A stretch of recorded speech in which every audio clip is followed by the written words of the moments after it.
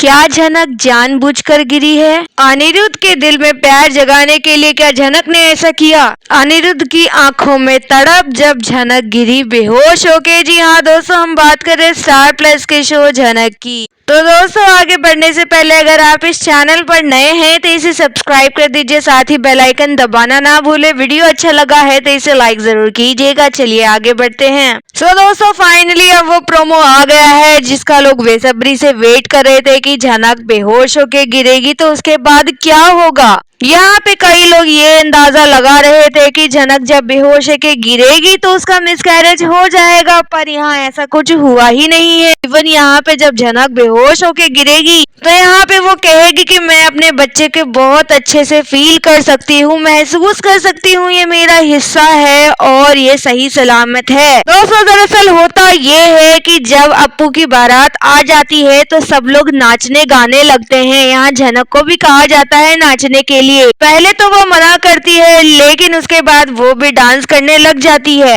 जब झनक यहाँ डांस करने लग जाती है तो सब लोग डांस करते करते रुक जाते हैं, लेकिन झनक रुकती ही नहीं है, वो कॉन्टिन्यूस डांस करती ही जाती है। सब लोग उसे ही देख रहे होते हैं कि आखिर ये रुक क्यों नहीं रही है। सब लोग तो रुक गए हैं और डांस करते करते करते यहाँ पे झनक इम्बैलेंस हो जाती है और लड़खड़ाकर नीचे गिर जाती है, बेहोश हो जाती है। जब झनक बेहोश होती है तो अनिरुद्ध सामने ही खड़ा रहता है। वो देख पा रहा है कि झनक बेहोश होने वाली है। जब वो गिर जाती है तो वो आवाज देता है झनक को और अपने कदम आगे बढ़ा लेता है उसके पास जाने के लिए। लेकिन तुरंत अर्शी की नजर अनिरुद्ध पे पड़ जाती है कि झनक को जो हो जाए हो जाए, अनिरुद्ध क्यों उसके पास जा रहा है। उसकी पत्नी मैं हूँ तो उसका ध्यान मुझ पे होना चाहिए, ना कि इस झनक पे। वो तुरंत जाकर अनिरुद्ध को रोक देती है और कहती है कि तुम नहीं जा सकते हो झनक के पास, उसके पास ऑलरेडी लोग हैं ना, तो तुम्हें जाने की क्या जरूरत है। हमेशा सहानुभूति ना दिखाया करो। और रही बात इस लड़की की, तो इसकी तो आदत ही है, हमेशा हर फंक्शन को खराब करेगी। यहाँ शादी है अप्पू दी की तो खुश ऐसे हो रही है जैसे इसकी शादी हो। तुम बिल्कुल नहीं जाओगे उसके पास। अनिरुद्ध उसे समझाता है कि अरे वो बेहोश होके गिर गई है, मुझे जाने दो, संभालने दो।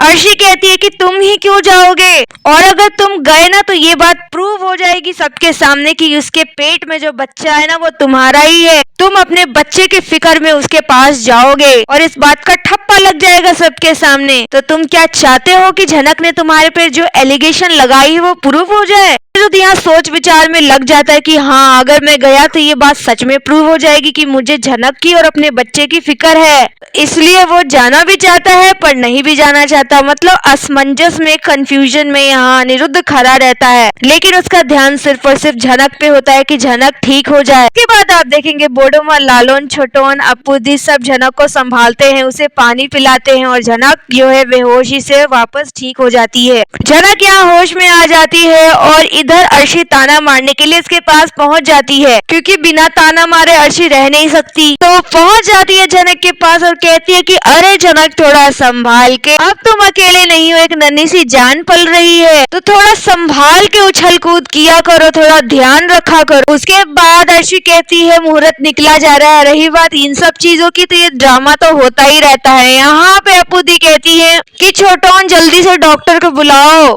देखो झनक को क्या हुआ है। झनक यहाँ मना कर देती, कहती है नहीं, ये शादी वाला घर है, यहाँ पे क्या करेगी डॉक्टर आके, मैं बिल्कुल ठीक हूँ। उसके बाद आप देखेंगे यहाँ पे झनक मन ही मन कहती है कि ये मेरा बच्चा है, मुझे पता है वो सही सलामत है, मैं उसे महसूस कर सकती हूँ। यानी यहाँ झनक को 1% भी डर नहीं रहता कि सही में मेरे बच्चे को कुछ ना हो जाए। वो डॉक्टर को बुलाने से मना कर देती है। तो दोस्तों, कहीं ये अंदाजा लगाया जा रहा है कि झनक ने ये चीज जानबूझ के तो नहीं किया। जी हाँ, ऐसा हो सकता है कि अनिरुद्ध का अटेंशन के लिए, वो अपने लिए तो अटेंशन नहीं चाहती है अनिरुद्ध का, लेकिन अपने बच्चे के लिए जरूर चाहती है। तो कहीं उसके दिल में प्यार जगाने के लिए उसने कहीं जानबूझ के तो ये सब कुछ नहीं किया। जानबूझ के वो नाचती रही ताकि अनिरुद्ध का ध्यान उसके ऊपर जाए और वो गिर जाए तो अनिरुद्ध उसे बचाने के लिए आए। भले ही उसे झनक की फिक्र ना हो, लेकिन अपने बच्चे की फिक्र के लिए कि कहीं इस बच्चे को कुछ ना हो जाए, तो अनिरुद्ध अपना कदम आगे बढ़ाएगा, झनक का साथ देगा, उसका ख्याल रखेगा। तो कहीं इन्हीं सब चीज के लिए झनक ने ये सब कुछ तो नहीं किया, क्योंकि आप देखेंगे यहाँ पे बोस परिवार में से किसी ने भी ऐसी कोई साजिश नहीं रची थी इस बार झनक के खिलाफ कि वो गिर जाए और उसका बच्चा भी मर जाए, क्योंकि इन्होंने असली साजिश तो लालोन के खिलाफ रची है।